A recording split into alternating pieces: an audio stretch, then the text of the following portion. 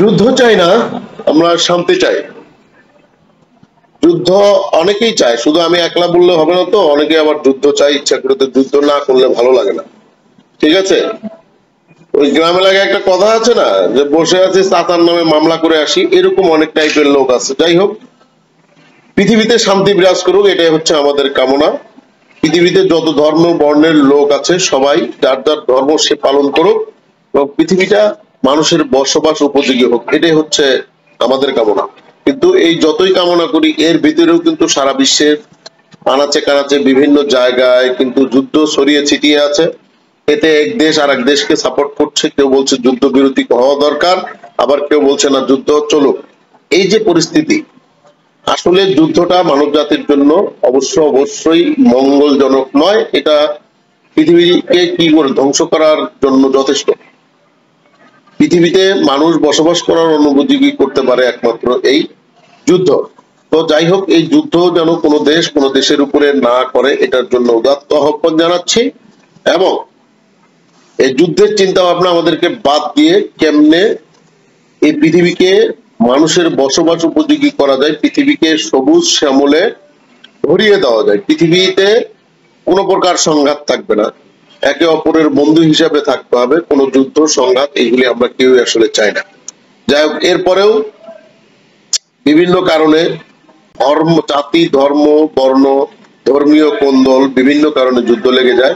এরই অংশ হিসাবে দীর্ঘ 15 মাস আগে গাজা এবং ইসরায়েলের মধ্যে যে যুদ্ধ শুরু হয়েছিল, সেটি যুদ্ধবিরতির চুক্তি স্বাক্ষরিত হয়েছে, এবং এই চুক্তি স্বাক্ষরিত হওয়ার মাধ্যমে বন্দি বিনিময় কার্যক্রম অলরেডি কি হয়ে গেছে, চালু হয়ে গেছে।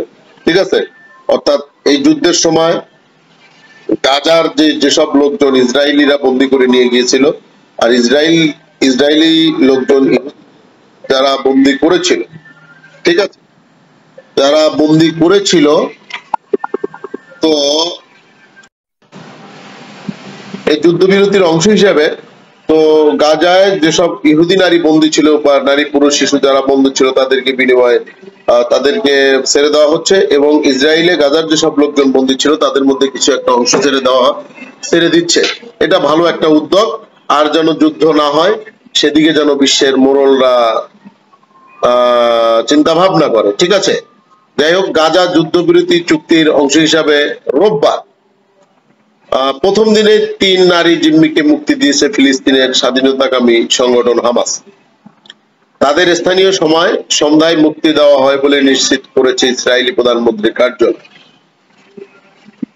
রোববার রাতে এক বিবৃতিতে ইসরায়েলি প্রধানমন্ত্রীর কার্যালয় জানিয়েছে, গাজা থেকে মুক্তি পাওয়া 3 বন্দী এখন ইসরায়েলি ভূখণ্ডে পৌঁছেছেন। তারা হলেন নোভা মিউজিক ফেস্টিভ্যাল থেকে অপহৃত রমি গুনেন, বয়স 24, এবং কিবুৎজুত কফার আজা থেকে অপহৃত ইসরায়েলি ব্রিটিশ নাগরিক এমিলি দামারি, বয়স হচ্ছে 28, এবং ইসরায়েলি রোমানিয়ান যৌথ নাগরিক ড্রোন স্টেইনব্রেচার 31, 31 বছর বয়সী। এই যে লোকগুলি, এদেরকে কি করেছে, হামাস মুক্তি দিয়েছে। মুক্তি দিয়েছে রোববার সন্ধ্যার দিকে সেন্ট্রাল গাজা থেকে রেড ক্রসের মাধ্যমে বন্দীদের ইসরায়েলি বাহিনীর কাছে হস্তান্তর করা হয়। গাজা উপত্যকা থেকে বন্দীদের নিয়ে যাওয়ার সময় হামাসের সশস্ত্র সদস্যরা তাদের পাহারা দেয়। এ সময় সেখানে ছিল হাজার হাজার মানুষের ভিড়। এদিকে তেল আবিবে হাজারো মানুষ বড় পর্দায় এই সংবাদ দেখে উচ্ছ্বাস প্রকাশ করেন। তারা মাসের পর মাস ধরে যুদ্ধবিরতির দাবিতে রাজধানী শহরে সমবেত হয়েছিলেন। অর্থাৎ এই যুদ্ধবিরতির জন্য ইসরায়েলিরাও কিন্তু অনেক সমাবেশ করেছেন রাস্তায়, এই যুদ্ধটা বন্ধ হোক। অনেকের আত্মীয় স্বজন বন্দী ছিল, তাদের মুক্তির জন্য তারা কি করেছে, বিভিন্ন ধরনের আন্দোলন করেছে। অবশেষে এই চুক্তি কার্যকরের মধ্যে দিয়ে তাদের দাবি কি আদায় হয়েছে বলে মনে করা হচ্ছে। এই পরিকল্পিত বিনিময় চুক্তির অংশ হিসাবে এদিকে 3 জন ইসরায়েলি বন্দীর মুক্তির বিপরীতে 90 জন ফিলিস্তিনিকে ফিরিয়ে দেওয়ার কথা ইসরায়েলের। পাশাপাশি 6 সপ্তাহে 33 জন ইসরায়েলি বন্দীর ধাপে ধাপে মুক্তি এবং 2000 ফিলিস্তিনি বন্দীর মুক্তি চুক্তি হয়েছে। অর্থাৎ 90 জন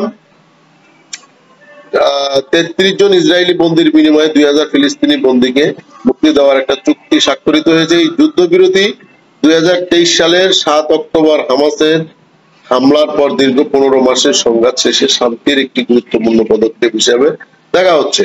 যাই হোক, এইভাবে এই শান্তি প্রক্রিয়া অব্যাহত থাকুক, পৃথিবী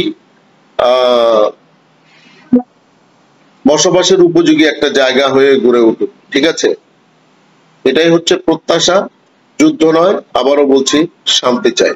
no war, we want peace. ধন্যবাদ সবাইকে।